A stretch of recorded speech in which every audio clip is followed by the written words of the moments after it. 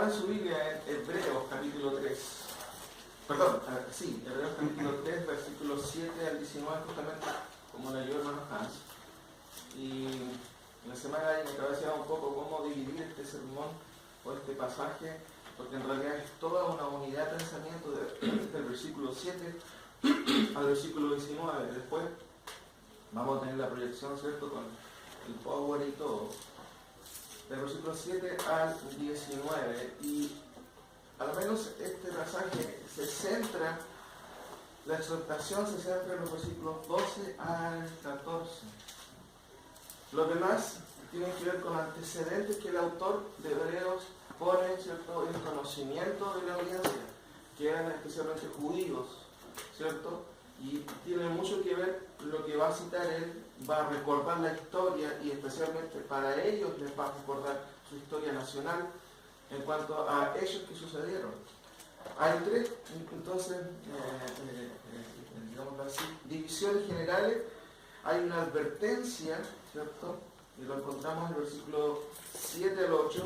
Hay un llamado concreto, versículo 12 al 13, y también hay una condición en vista de lo que Dios ofrece y en vista de lo que los creyentes deberían hacer, versículo 14. Una advertencia, un llamado y una condición.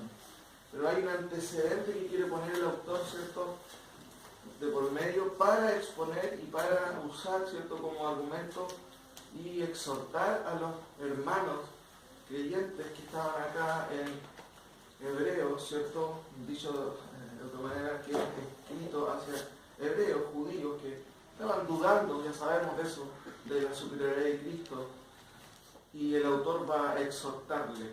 El tema de hoy tiene por nombre el peligro de la incredulidad. ¿Cuál es el peligro de la incredulidad? Y vamos a ver, ¿cierto?, como les dije, tres grandes divisiones. La advertencia, hay una advertencia, hay un llamado que el autor quiere hacer con urgencia, pero hay una condición también para responder a este llamado, o para ser beneficiario de las bendiciones de Dios. Leamos, o síganme ustedes con la lectura en el versículo 16 al versículo 19. El autor pregunta, ¿cierto? Voy a empezar desde esta parte, antes de entrar en el versículo 7. Dice, ¿quiénes fueron los que habiendo oído le provocaron? ¿No fueron todos los que salieron de Egipto por mano de Moisés? ¿Y con quiénes estuvo él disgustado 40 años? ¿No fue con los que pecaron, cuyos cuerpos cayeron en el desierto? ¿Y a quiénes juró que no entrarían en su reposo, en la tierra, ¿cierto?, que iban de la Canaán, sino a aquellos que desobedecieron? Y vemos que no pudieron entrar a causa de ¿qué? De la incredulidad. De la incredulidad. El peligro de la incredulidad. Hay una cita que me llamó bastante la atención, que es del autor F. Bruce, tremendo comentarista, que dice lo siguiente: en el Nuevo Testamento, o el Nuevo Testamento, es testigo en algunos lugares de una interpretación cristiana primitiva y extendida de la obra redentora de Cristo en términos de un nuevo éxodo. Recuerden que ¿quién vivió el éxodo? Fue el pueblo de Israel. 200 años de cautiverio en Egipto, y después obviamente son liberados por mano de Moisés. Él dice, se llama a la muerte misma de Cristo un éxodo. Lucas 9:31. Él es la verdadera Pascua. ¿Se dan cuenta? Hay relaciones ahí que se cruzan. Sacrificada por su pueblo, un cordero sin mancha y sin contaminación. Ellos, como Israel en la época antigua, son la congregación en el desierto. Y agrego cómo, porque no era la congregación, no era la iglesia, pero dice, son como la congregación en el desierto.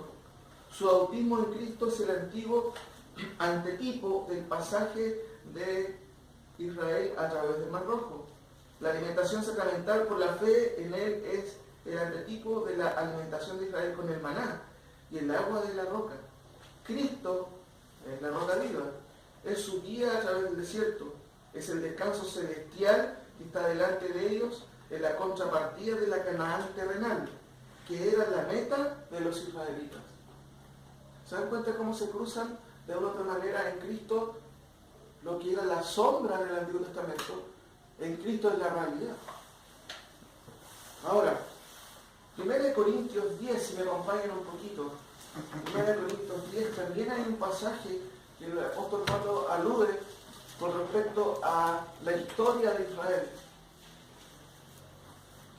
Capítulo 10 de 1 Corintios dice los primeros versículos: porque no quiero, hermanos, que ignoréis que nuestros padres, qué interesante, nuestros padres, está hablando ahí a judíos creyentes, que nuestros padres estuvieron bajo la nube y todos pasaron el mar, y todos en Moisés fueron bautizados en la nube y en el mar, y todos comieron el mismo alimento espiritual, y todos bebieron la misma bebida espiritual, porque bebían de la roca espiritual que los seguía, y la roca era Cristo, ¿cierto?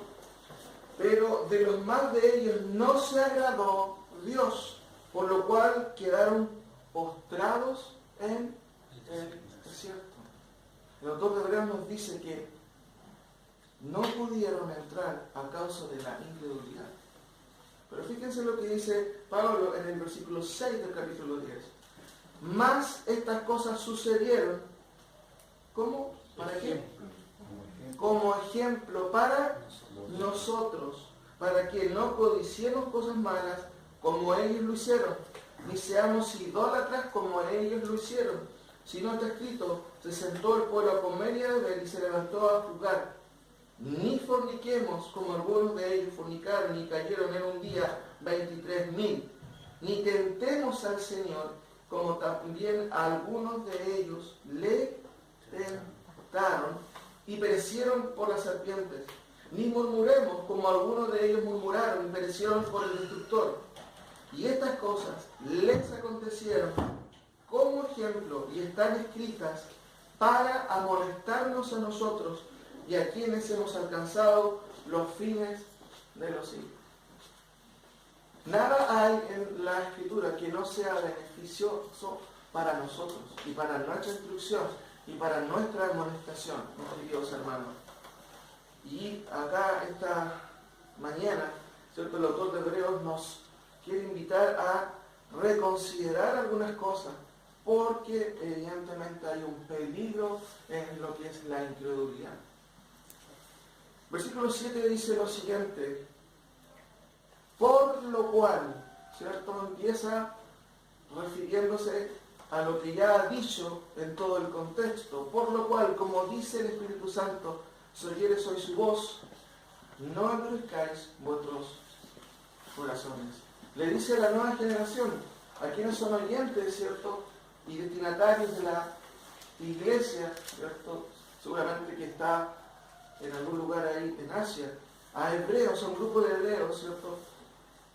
Que necesita ser removido, digámoslo así, en sus conciencias, que recuerden algunas cosas de su propia historia. Por lo cual, mis queridos hermanos, es una conclusión en cierto sentido, y nos remite a todo lo que el autor viene diciendo.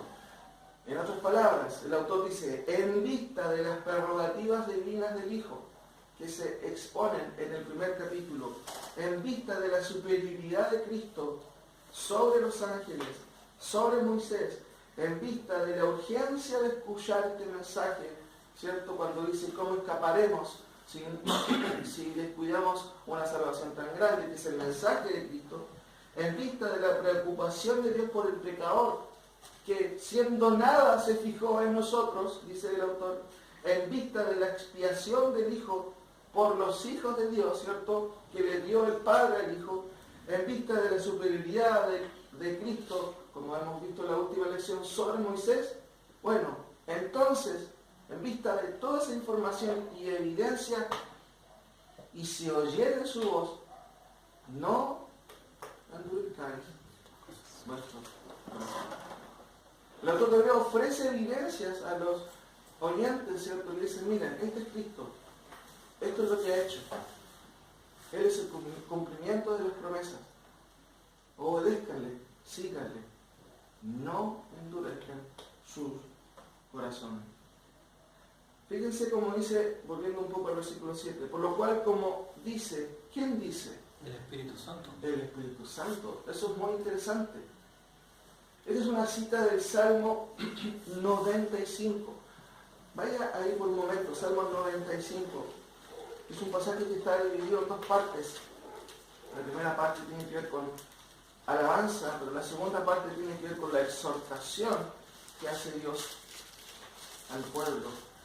Salmo 95. De aquí, ¿cierto?, se basa el autor para exhortar a su pueblo. Exhortar a través, obviamente, del autor, del salmista, a Israel. Fíjense que el versículo 6 dice: venid, adoremos y postrémonos, arrodillémonos delante de Jehová nuestro Hacedor, porque Él es nuestro Dios, nosotros el pueblo de su prado y ovejas de su mano. Y después sigue diciendo: si oyeres hoy su voz, no endurezcáis vuestros corazones. Y da dos ejemplos concretos: como en Meriba, como en el día de Masá en el desierto, donde me tentaron vuestros padres, y me probaron y vieron mis obras. 40 años estuve disgustado con la nación. ¿Qué sucedió? ¿Dónde nos remite el autor? Si volvemos un poquito a Hebreos, mis queridos hermanos, dice: si oyeres hoy su voz, no endurezcáis vuestros corazones. Y aquí el autor obviamente va a citar el Antiguo Testamento diciendo: ¿cuándo sucedió esto? Versículo 8: como en la provocación en el día de la tentación en el desierto, donde me tentaron vuestros padres y me probaron y vieron mis obras 40 años, a causa de lo cual me disgusté contra esa generación y dije: siempre andan vagando en sus corazones y no han conocido mis caminos. Por tanto juré en mi ira que no entrarán en mi reposo. Y sucedió tal cual Dios dijo. Si me quiere acompañar a Éxodo 17, por favor. Éxodo 17, vamos a leer un pasaje así brevemente. Éxodo 17, del 1 al 7. Éxodo 17, del 1 al 7. Primer caso que alude el autor de Hebreos, el reclamo de las aguas. Éxodo 17, del 1 al 7, dice: toda la congregación de los hijos de Israel partió del desierto de Sin por sus jornadas, conforme al mandamiento de Jehová, y acamparon en Refidim, y no había agua para que el pueblo bebiese. Y altercó el pueblo con Moisés, y dijeron: danos agua para que bebamos. Y Moisés les dijo: ¿por qué altercáis conmigo? ¿Por qué tentáis a Jehová? Así que el pueblo tuvo allí sed, y fíjese, y murmuró, ¿contra quién? Contra Moisés. La murmuración se repite una y otra vez como uno de los grandes pecados del pueblo de Israel. Murmurar, hablar detrás, ¿cierto? Cuestionar el liderazgo. Dice el versículo a continuación: y dijo Moisés, ¿por qué nos hiciste subir de Egipto para matarnos de sed a nosotros, a nuestros hijos y a nuestros ganados? Entonces clamó Moisés a Jehová diciendo: ¿qué haré con este pueblo? De aquí a un poco me apedrean. Y Jehová dijo a Moisés: pasa delante del pueblo y toma contigo de los ancianos de Israel, y toma también en tu mano tu vara con que golpeaste el río, y ve, he aquí que yo estaré delante de ti allí sobre la peña en Horeb, y golpearás la peña, y saldrá de ellas agua. Y beberán, y beberá el pueblo. Y Moisés lo hizo así en presencia de los ancianos de Israel, y llamó el nombre de aquel lugar Masá, ¿y qué más? Meriba, como decía el salmista, ¿cierto? En el Salmo 95. Masá y Meriba. Por la rencilla de los hijos de Israel, y porque tentaron a Jehová diciendo: ¿está pues Jehová entre nosotros o no? No dijo que nos iba a sacar, que nos iba a llevar a una tierra prometida, y nos tiene aquí sin agua. Segundo acontecimiento. Acompáñenme por favor a Números 13. Números 13, 30 a 33.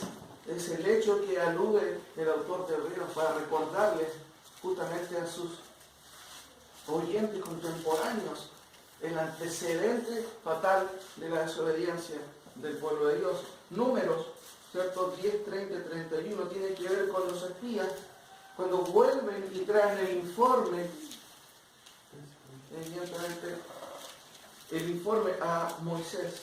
30 del capítulo 13 de Números dice: entonces Caleb hizo callar al pueblo delante de Moisés y dijo: subamos luego y tomemos posesión de ella, porque más podremos nosotros que ellos.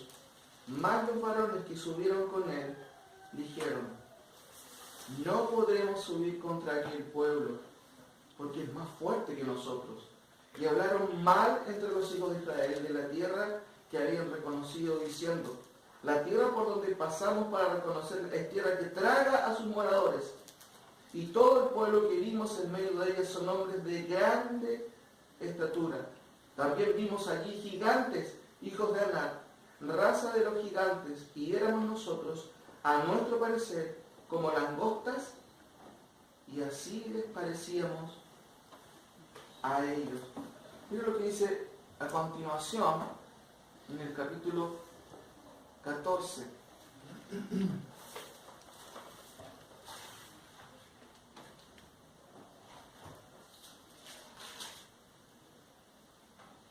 Entonces toda la congregación se alegró, ¿cierto?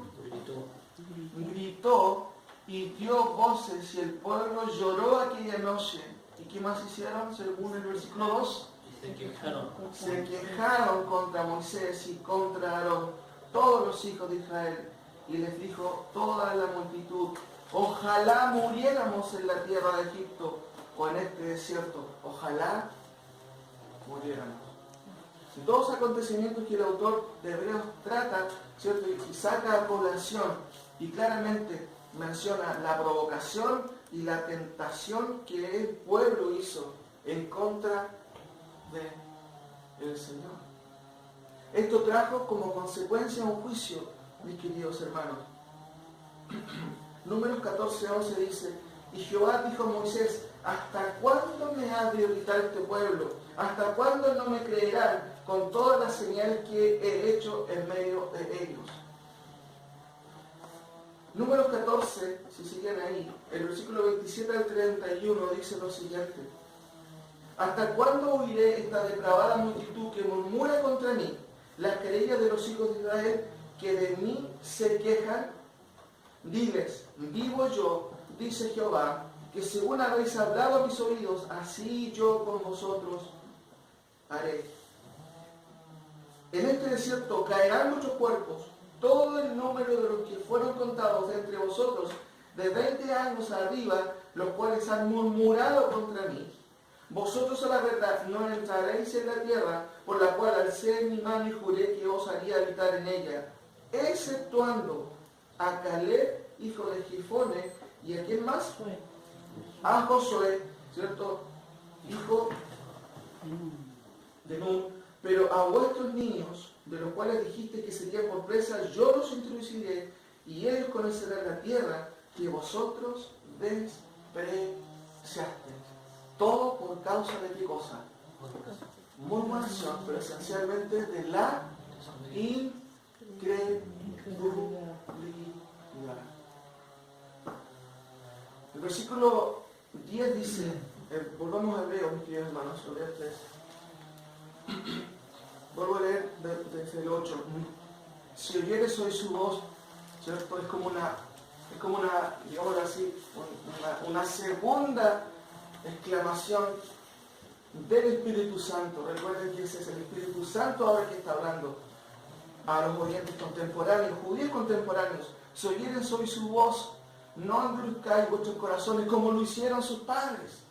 Eso es lo que está diciendo el autor. ¿Cuándo? Como en la provocación en el día de la tentación en el desierto, donde me tentaron vuestros padres, me probaron y me dieron mis horas 40 años. A causa de lo cual me disgusté contra esa generación y dije: siempre andan vagando en su corazón y no han conocido mis caminos.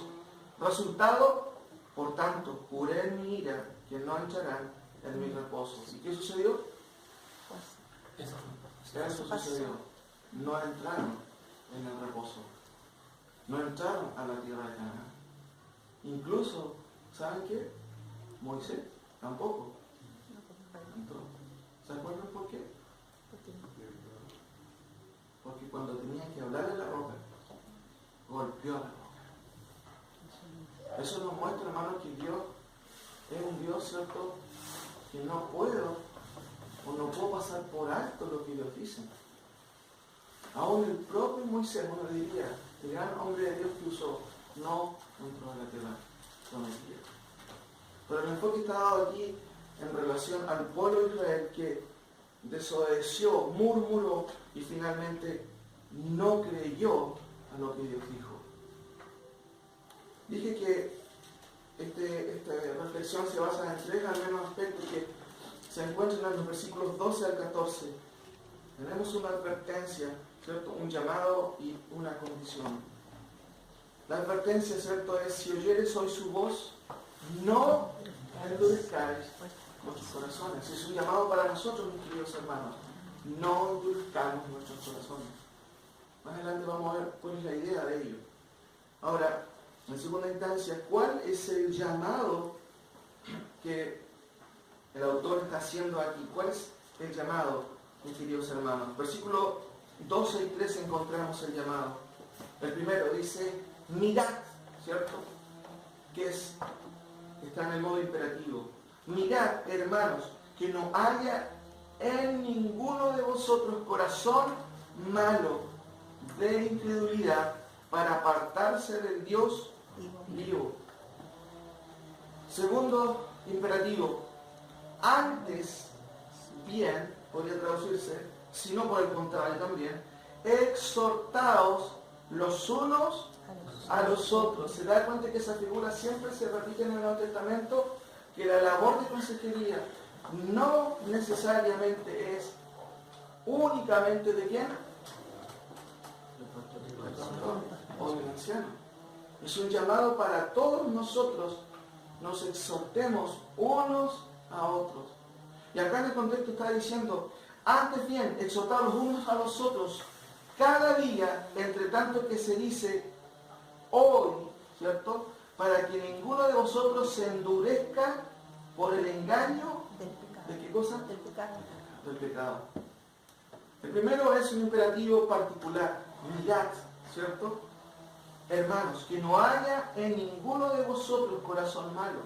Es un llamado a cada uno de nosotros a mirarnos, como Pablo también dice en 2 Corintios 13, cuando dice: examinaos si estáis en la fe. Pablo hace ese llamado a una iglesia que lamentablemente tenía un montón de problemas, ciertos carnales, y él les dice: examinaos si estáis en la fe. Pruébense si realmente son creyentes o no. Y el autor de Hebreos, de una otra manera, está diciendo con este imperativo: mirad, hermanos, que no haya entre vosotros ninguno, entre vosotros, con corazón malo de incredulidad para apartarse del Dios vivo. En primer lugar, debemos mirarnos a nosotros mismos. ¿Cómo está nuestro corazón? ¿Cómo está nuestra vida? El segundo imperativo, ¿cierto?, es un imperativo colectivo. ¿Qué quiere decir eso? Cuando el autor dice: antes exhortados los unos a los otros cada día, tiene que ver con cuál es mi responsabilidad con mi hermano. Nosotros no somos llaneros solitarios en la iglesia, ¿cierto?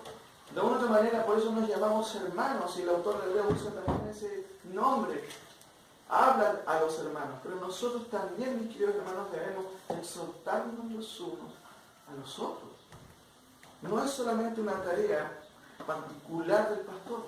No estoy diciendo que el pastor no lo haga, pero siempre la Biblia se recalca que este llamado a alentarnos, a consolarnos, a exhortarnos, ¿cierto?, y a reprendernos, es algo mutuo entre nosotros. Es un ejercicio que debe estar en nosotros. Es cierto que con el tiempo uno va conociendo si tiene más confianza. Quizás al principio es más difícil. Pero es una tarea de todos nosotros el exhortarnos.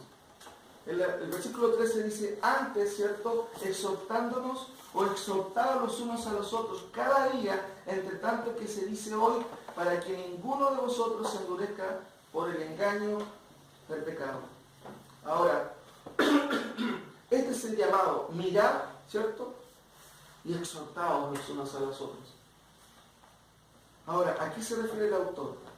¿Cuáles son las cosas que no deben ocurrir? ¿Cuáles son? Murmuración. ¿Sí? En cierto sentido, pero fíjense que en todo este contexto se mencionan a lo menos, se repiten dos palabras. Por un lado, endurecer el corazón. muy bien, endurecerse y otra cosa más. Pecado. Incredulidad. Como ven aquí, ¿cierto? En el Power, tenemos dos cosas: incredulidad y endurecimiento. De corazón. Ahora, yo creo que analicemos un poquito esta situación. ¿Qué cosas no deben ocurrir? Tenemos dos cosas. En primer lugar, incredulidad, ¿cierto? Y endurecimiento. ¿A qué se refieren estas palabras o estos conceptos? En primer lugar, mis queridos hermanos, como se menciona ahí claramente, mirad, hermanos, que no hay en ninguno de vosotros corazón malo. Y él lo explica. Ese corazón malo es un corazón incrédulo. La palabra incredulidad en el original es la palabra apistía. Apistía. Siempre el a es una palabra de negación. ¿Cierto? Una persona que cree en Dios es una persona ateísta. Una persona que no cree en Dios es un ateísta. Apistía es no creer. Eso significa en términos concretos una palabra sin fe. Pero aquí la idea, es más que sin fe, es una negación a creer. Eso significa incredulidad, apistía, sin fe. No se trata de que tiene poca fe. Se trata de una persona que se niega a creer. La segunda palabra es endurecimiento, que se menciona, ¿cierto? En el versículo 8, se repite en el versículo 15, claramente, y también en el versículo 13. Son dos cosas que el autor quiere evitar que los hermanos, ¿cierto?, hagan. Dos cosas que no deben ocurrir. Incredulidad, ya dijimos, sin fe, pero también negación a creer. Endurecimiento. ¿Qué significa la palabra endurecimiento? Viene una palabrita que significa, o que se lee, es cleruno, y significa obstinación. ¿Qué es la obstinación, mis queridos hermanos? Muy bien, es una palabra que explica de una manera concreta, ¿cierto? Eso se dice contumacia. Contumaz, una persona que no entiende, ¿cierto? Contumaz o rebelde, ¿cierto? Pero básicamente aquí la palabra endurecimiento, cuando se habla de endurecimiento, uno dice, ¿qué es duro esta persona? No sé si usted lo ha podido constatar, o qué es obstinado. El otro día yo estaba mirando el programa de la mañana en Chilevisión, donde Marcela Aranda fue invitada a exponer acerca de todo lo que es la ideología de género. No sé si lo vieron algunos de ustedes. Y había una periodista, y yo decía, qué obstinada ella. Le tratan de explicar de una u otra manera, pero insiste, y trata de ver en el bus cosas que no dice el bus. Obstinación, terquedad. Y el autor quiere evitar que los hermanos sean obstinados. Porque una cosa es ser incrédulo, pero eso nos lleva a otra cosa, a ser obstinado. Ahora, aparte de esto, mis queridos hermanos, hay una escala descendente, como verán después ustedes en la proyección, hay una escala descendente, porque antes de la incredulidad, ¿qué es la incredulidad, mis queridos hermanos? No creer en nada. No creer en nada, sí, pero hay una cosa que antecede a la incredulidad.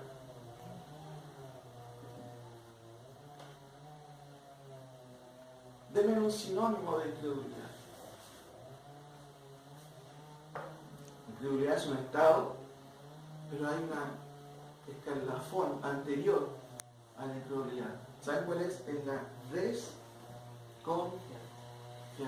Es no creer que algo puede ser así. Cuando el autor cita el Antiguo Testamento y los dos hechos que mencionan, muchas de estas personas dijeron, yo no creo que Dios pueda hacer eso. Eso es lo que estaban haciendo en su incredulidad. O antes de que este estado, ¿cierto?, digámoslo así, de incredulidad apareciera en sus corazones, ellos empezaron a desconfiar en las promesas de Dios. No creo que Dios nos pueda sacar de acá. Mira cómo nos tiene, a puro pan y agua. ¿Dónde está la tierra prometida? Yo no creo que sean capaces. Y acuérdense que empezaron a dudar de quién, de Moisés, de su liderazgo. No nos sirve, no es que nos sirve, no nos va a llevar. Incluso trataron de confabular en contra de Moisés. ¿Se acuerdan de los hijos de Coré? Concretamente cuestionaron el liderazgo. ¿Acaso Dios no puede hablar por nosotros? ¿Tiene que hablar por ti nomás? Querían derrocar, que es la palabra, digamos, política, el liderazgo de Moisés. Pero Moisés, ¿cierto?, obviamente era respaldado ¿por quién? Por el Señor. Ahora, antes de la incredulidad, ¿cierto?, es un escalafón. Primero viene la desconfianza. Cuando ustedes desconfían de algo, no creen que eso pueda ser posible.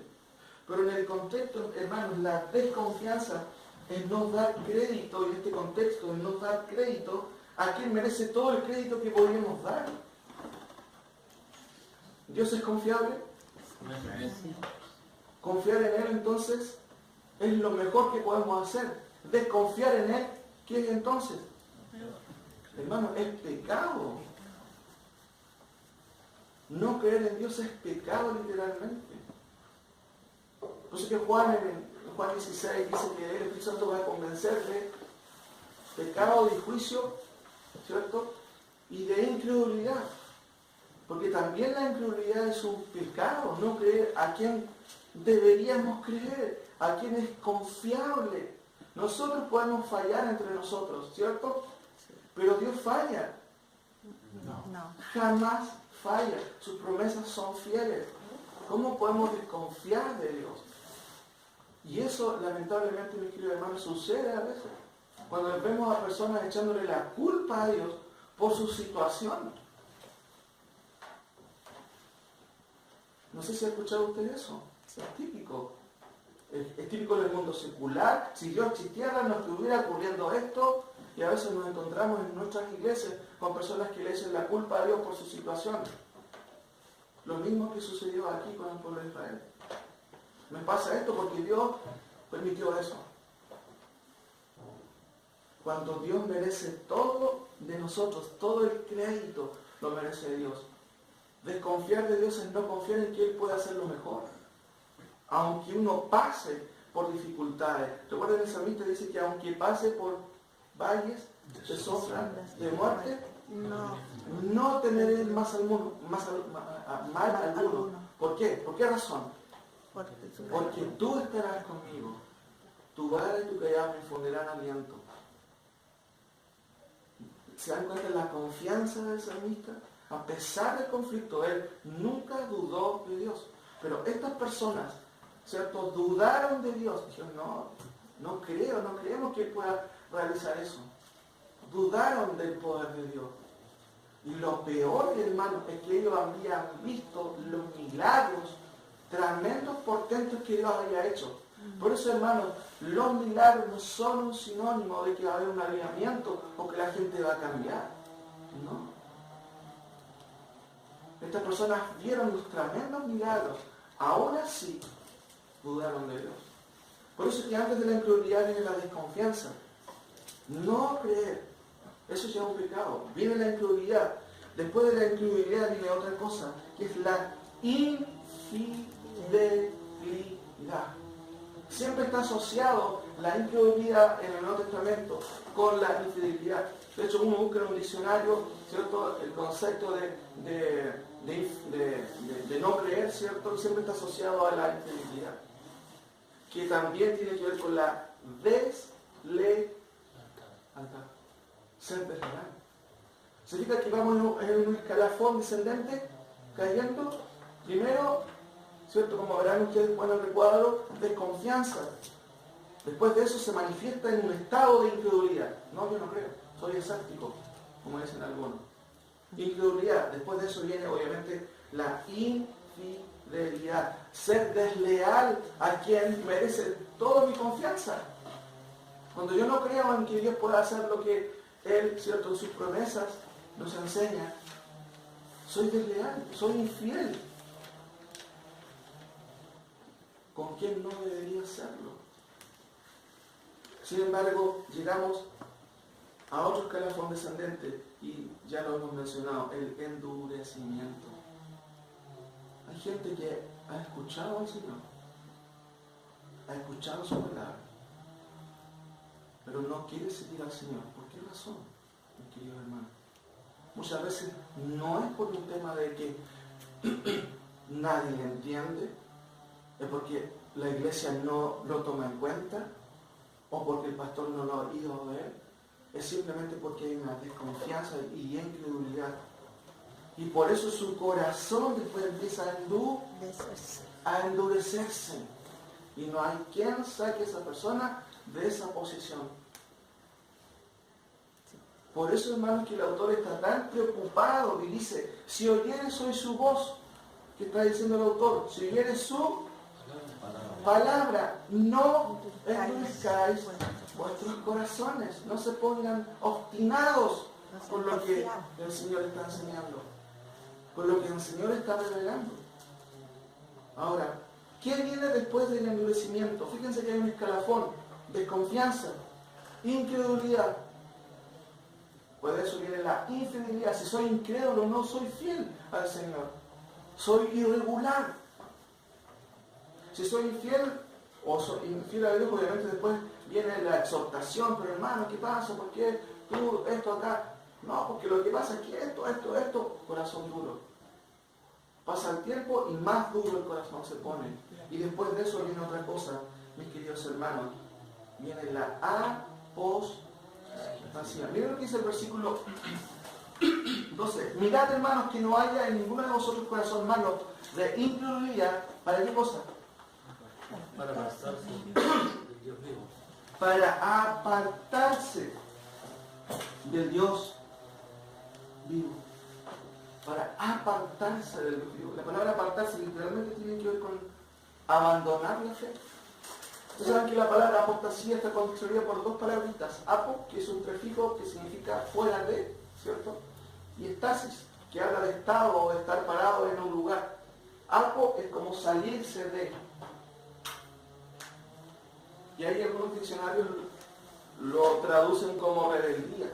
Pero etimológicamente la palabra tiene que ver con salirse del fundamento por un lado o salirse del camino. ¿Qué pasa cuando una persona se endurece? No entiende nada. Aparte de no entender nada, abandona Todo.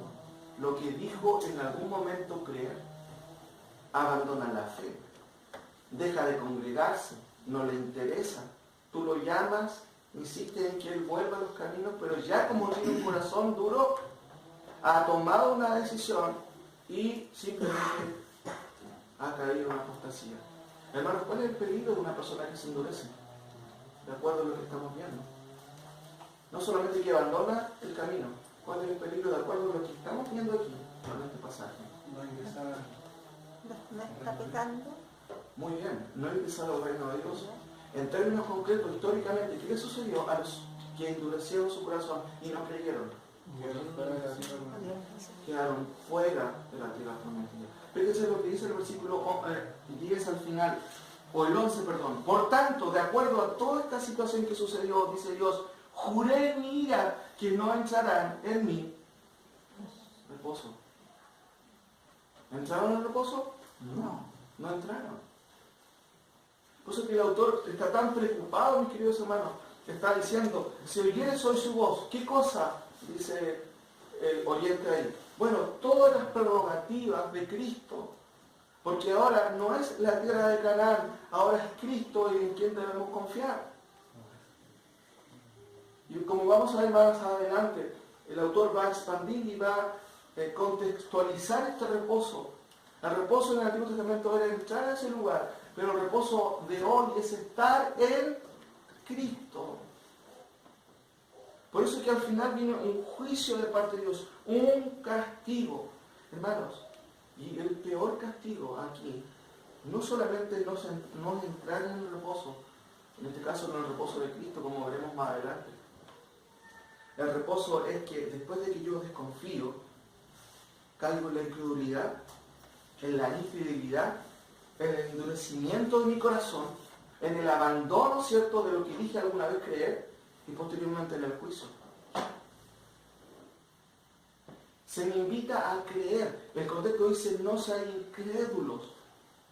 Lo peor que nos puede pasar, y le puede pasar a alguien que endurece su corazón, es que cuando quiera creer, ¿sabe qué va a pasar? No va a poder creer.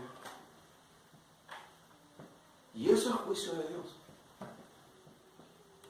Muchas veces, no muchas veces, pero un par de veces he ido a visitar a personas que están mal en el hospital.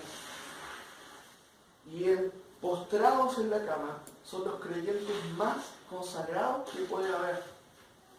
Pero lamentablemente he visto varios de ellos que después que sanan, vuelven a la iglesia, vuelven a buscar a Cristo. No vuelven a buscar a Cristo. Y eso es triste. Eso es muy triste, mis queridos hermanos. Desconfiar es no dar crédito, insisto, a quien merece todo el crédito que se le puede dar. Y eso es el Señor, mis queridos hermanos. Desconfianza.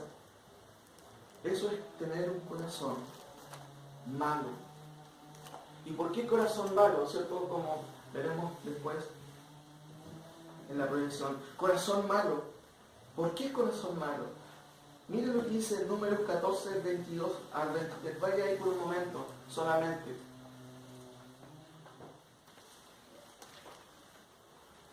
Mirad, hermanos, que no haya en ninguno de vosotros corazón malo, de incredulidad para apartarse de Dios mío. ¿Por qué menciona corazón malo? La palabra corazón malo está relacionada con la incredulidad. ¿A qué responde el corazón malo? ¿Qué es un corazón malo? Fíjense que Dios no nos manda, mis queridos hermanos, a negar nuestra racionalidad. No nos manda a hacer o a tirarnos, ¿cierto?, a un vacío. No nos manda a hacer eso. No nos manda a hacer suicidio intelectual, como dicen algunos teólogos. Él nos da evidencia suficiente.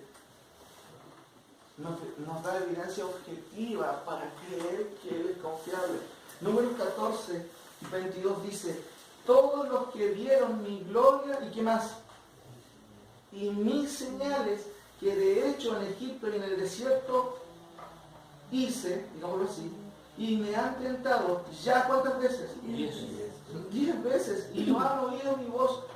No verán la tierra de la cual juré a sus padres. Ninguno de los que han irritado la verá.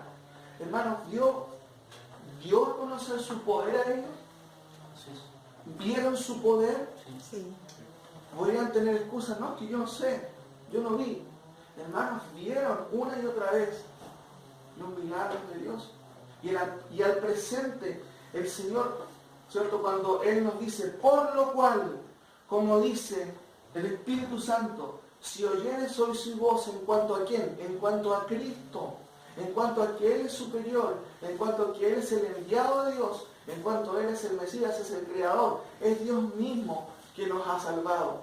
En cuanto a eso, Dios nos ha dado evidencia, la historia ha mostrado que esto es real. Amén. Sí, Cristo es real, mis queridos hermanos. Dios no nos da una evidencia, digámoslo así, oscura. Cristo vino como hombre a esta tierra, se hizo hombre, se humilló, ¿cierto? Murió en la cruz, resucitó y volvió y está a la diestra del Padre. Y en base a ese testimonio, el autor nos está diciendo, si ustedes oyen este mensaje ahora, no endurezcan, ¿qué cosa? Vuestros corazones. ¿Nos ha dado evidencia concreta? Amén. Sí.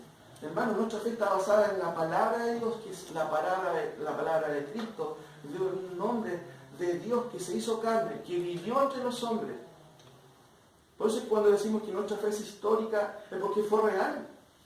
Cristo vino a esta tierra. Una vez se le preguntó a un teólogo, bueno, dame una razón potente de por qué yo debo creer en el cristianismo. El autor le dijo, no te voy a dar un argumento, te voy a dar una persona. Cristo Jesús. Le dio la mejor razón para que pudiera creer en Él. Porque nadie puede decir que Cristo fue un personaje ficticio. La historia secular incluso reconoce a Cristo como un personaje histórico que vivió entre los hombres. Hermanos, ¿cómo podríamos dudar nosotros si Dios nos ha dado esa evidencia? Por eso que Juan en su evangelio dice, lo que hemos visto, ¿se acuerdan? Lo que hemos oído, lo que incluso hemos palpado. A ver, ¿es verdad, no? No, sí. Tocante al verbo de vida. Eso os anunciamos. Juan dice, estas cosas se han escrito. ¿Cuáles cosas? Todo el evangelio. ¿Para qué? Para que creáis que Él es el Hijo de Dios. Para que creyendo tengáis vida en su... ¿No? ¿Hay evidencias para creer en Cristo? Hermano, por supuesto que hay evidencias. Por eso el llamado es, si oyeres hoy su voz, no endurezcamos nuestros corazones. En otras palabras, no desconfían, porque no hay ni una razón para desconfiar en quien es fiel y quién es verdad. Por supuesto, en su palabra. 3 cosas, una advertencia. ¿Cuál es? Si oyeres hoy su voz, no endurezcáis vuestros corazones. Si lo extendemos más, no seamos infieles, hermano. No seamos desconfiados. Desconfíe de cualquier persona, pero nunca jamás desconfíe de quien merece todo el crédito. Porque Dios es veraz. Una de sus características, mis queridos hermanos, es que Él es veraz. Eso hay un versículo que dice que sea Dios veraz y todo hombre mentiroso. Y es así. Pero Dios no es así. En Él podemos confiar. ¿Cómo no confiar en Él, mis queridos hermanos? La advertencia, si oyeres hoy su voz, si oímos hoy su palabra, si oímos todas estas prerrogativas que hemos visto de Cristo, bueno, ¿cómo podemos negar? ¿Cómo podemos desconfiar en Él? No endurezcamos nuestros corazones. No busquemos las 5 patas, ¿cómo dice? Al gato. No tiene 5 patas. Una advertencia, un llamado, ¿cierto? Dos imperativos. Mirad. ¿Qué cosa debemos mirar? Que no haya en ninguno de vosotros corazón malo de incredulidad para apartarse del Dios vivo. Si usted ve a alguien, mis queridos hermanos, no necesariamente eso, como les dije, es una labor pastoral, sin duda, pero no necesariamente es nuestra labor, es de todos nosotros. Si tú ves que tu hermano está dudando, ¿cierto? Está flaqueando en la fe, miremos eso, porque es un imperativo. Mirad, ¿cierto? Que no haya en ninguno de vosotros corazón malo de incredulidad para apartarse del Dios vivo. ¿Qué estás haciendo, Juan? Juan es cierto. Bueno, Juan, dice otro nombre, Pedro. Bueno, Pedro, ¿qué estás haciendo? Te estás apartando del Dios vivo. Despierta. No te estás apartando de la iglesia, te estás apartando del Dios vivo. Reacciona. Piensa. Eso Dios nos manda. Imperativo primero, mirad, hermanos. Segundo, imperativo, exhortaos los unos a los otros. Cada día, por WhatsApp. No dice por WhatsApp, ¿cierto? ¿Cierto? Todos los días, entre tanto que dice hoy, para que ninguno de vosotros, debido a la desconfianza, debido a la incredulidad, caiga en qué cosa? En el endurecimiento de su corazón, ¿cierto? Y esto por el engaño del pecado. El engaño del pecado, mis queridos hermanos, no dice el autor por falta de visitación o por falta de música en la iglesia, simplemente por el engaño del pecado. Nada más, nada más. Advertencia, un llamado y una condición. ¿Cuál es la condición, mis queridos hermanos? Y aquí avanzamos al último punto que tiene que ver con el versículo 14. ¿Cuál es la condición? Porque somos ellos participantes de Cristo, con tal que retengamos firmes hasta el fin nuestra confianza desde el principio. Fíjese que en el versículo 6 dice algo bien parecido. Pero Cristo como hijo sobre su casa, la cual casa somos nosotros, si retenemos firme hasta el fin la confianza en el gloriarnos en la esperanza. Y aquí vuelvo a repetir el autor, pero con otras palabras. Hace un llamado, una advertencia, un llamado y una condición. ¿Cuál es la condición? Leo nuevamente y explico este versículo. Porque somos hechos participantes de Cristo. Eso es verdad. Somos hechos participantes de Cristo, pero con una condición. Que retengamos Justamente, que retengamos. La palabra, como dice ahí, ¿cierto? Con tal, es una palabra bien interesante en el original. Son dos prefijos que se juntan para hacer más fuerza. Es como, no sé, no se me viene a la cabeza un ejemplo, pero cuando se unen dos cosas para que sea más potente.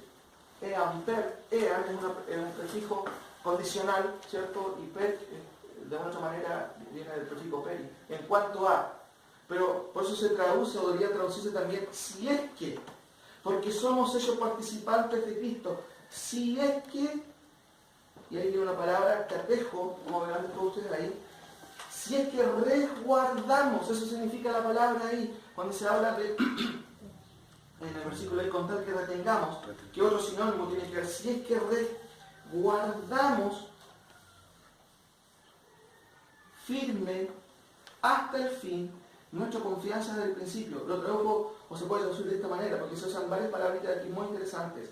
Porque somos ellos participantes, si es que, ¿cierto?, de acuerdo a esta crasis, si le llaman, esta unión de palabras, si es que resguardamos, en nuestra traducción dice, si es que retenemos, si es que resguardamos establemente, ¿cierto?, bebaios es la palabra, establemente hasta el fin nuestra confianza. Aquí lo traduce, ¿cierto?, como confianza.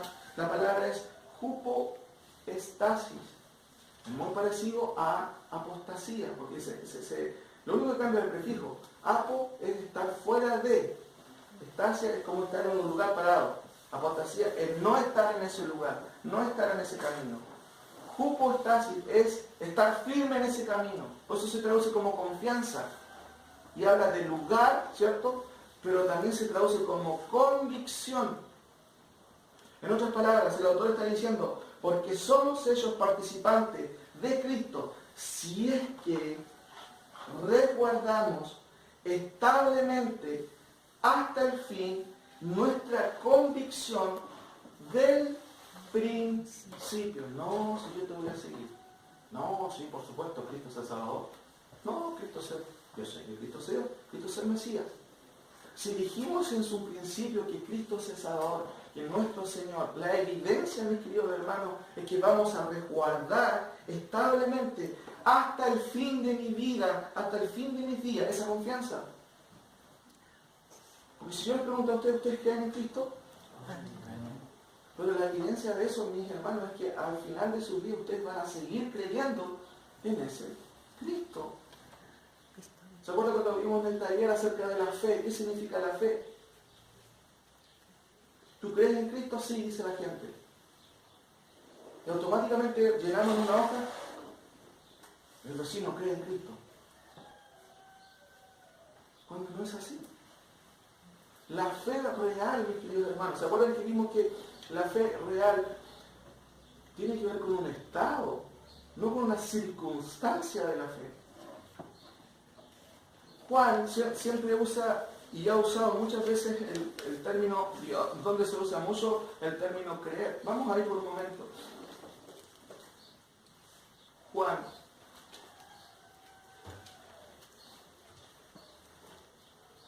Dice el versículo más conocido de todo el mundo, más a todos los que le a los que creen en su nombre, les dio potestad de ser hechos hijos de Dios.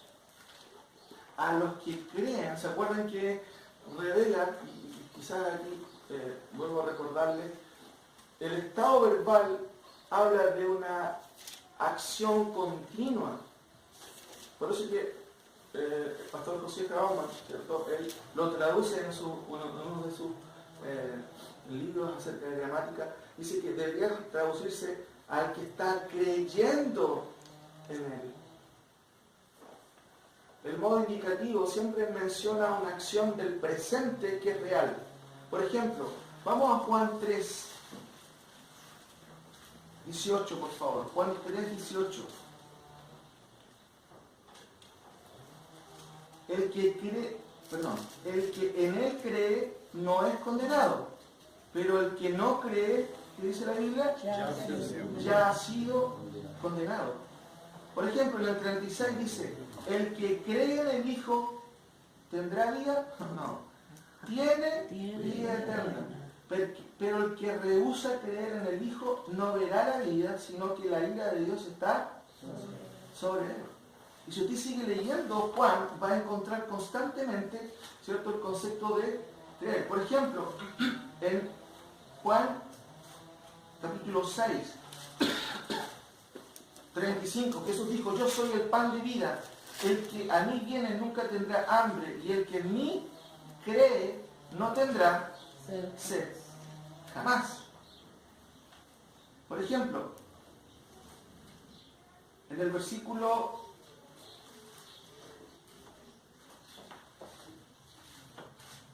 a la vuelta mejor, capítulo 8,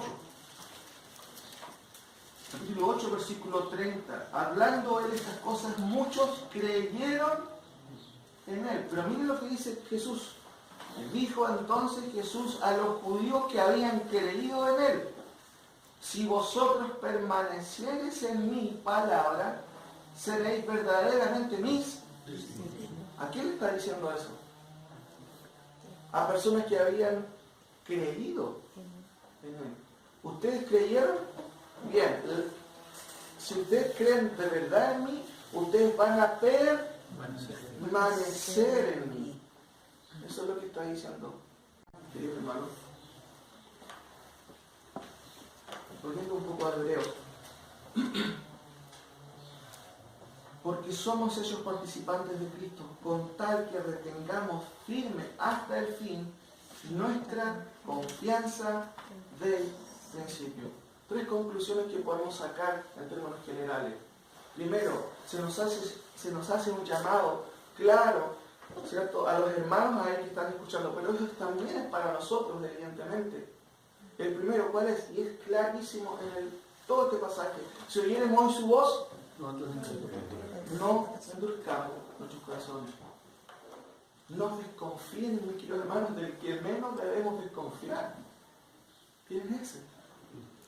Cristo, Dios. No desconfiemos de Él.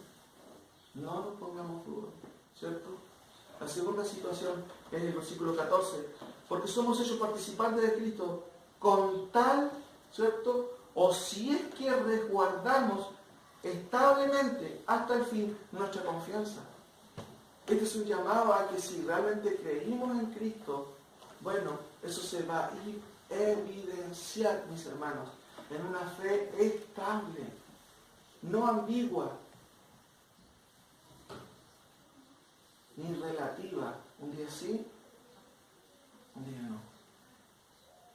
Pero, tercera conclusión, y esto tiene que ver con el juicio. Acuérdense, la incredulidad tiene, como su piso final, es un castigo, es el juicio.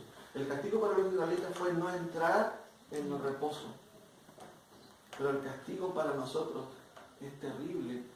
Si hemos escuchado, y de hecho el autor de Hebreos más adelante va a hablar un poco, uno de los pasajes un poco más difíciles que hay, cuando dice, por ejemplo, en Hebreos 6, dice, solamente lo voy a leer como no voy a explicarlo, 6.4, porque es imposible, dice, que los que una vez fueron iluminados y gustaron del don celestial y fueron hechos partícipes del Espíritu Santo y asimismo gustaron de la buena palabra de Dios y los cuales este siglo venidero y recayeron sean otra vez renovados para arrepentimiento, crucificando de nuevo para sí mismo al Hijo de Dios y exponiéndolo otra vez a vituperio. Y pasa que es bastante difícil, que hay que tocar después más adelante. ¿Qué quiero decir con esto? Hermanos, hay un peligro cuando una persona escucha la voz de Dios, que es totalmente razonable, cuando escuchan las evidencias de Dios, que son totalmente razonables, y respondemos con incredulidad y desconfianza, viene una consecuencia de juicio. Recuerden que el faraón endureció su corazón, pero ¿qué hizo Dios con él también? Dice la Biblia, hermanos, que Dios endureció su corazón, pero también dice que él tuvo una predisposición negativa a no creer en lo que Moisés, o Dios a través de Moisés estaba diciendo. Él endureció su corazón y el juicio de Dios fue, ¿no quieres obedecer? Sigue tú camino. ¿Qué quiere decir eso al presente? Hermano, el peligro de no querer creer ahora es no poder creer después. ¿Me entienden? Y eso es un juicio de Dios. El no ahora escuchar la voz de Dios, el no creer en Dios, llega como consecuencia el no poder creer en Dios. Hermano, eso es terrible. Cuando tú quieres creer y no puedes creer, eso es un juicio de Dios. Él endureció. ¿Cómo? Él endureció el corazón. Él endureció el corazón de Faraón finalmente, pero porque él también tuvo una mala disposición de no creer en Dios. Y en el presente, en uno de los juicios que Dios hace, no quieres creer. ¿Cuántas veces, y de eso menciona el autor ciertos números, Moisés, cuántas veces ellos habían visto milagros de Dios? Se menciona ahí un número. ¿O cuántas veces Dios le había hablado? Hasta 10 veces. Si una persona una y otra vez escucha el Evangelio, una y otra vez escucha la palabra de Dios y no quiere creer en Dios, ¿sabe cuál es el resultado final? Que no va a poder creer. Porque Dios le dice, ¿quieres seguir tu camino? Sigue tu camino. Y eso es lo peor, es el abandono. Por eso que en Romanos dice que Dios los abandonó a su propio destino. Eso es lo peor, mis queridos hermanos. El Señor nos ayude en esta mañana a entender y a entender bien, mis queridos hermanos, cuáles son las advertencias. Hemos visto 3 cosas. Una advertencia, Señor Jesús, para en muchos corazones. Un llamado, miremos y exhortémonos unos a los otros. Y una condición, ¿cierto? Somos hechos partícipes de Cristo, sin duda. Pero si es que retenemos hasta el final, establemente, nuestra fe, nuestra convicción en el Señor. Oremos.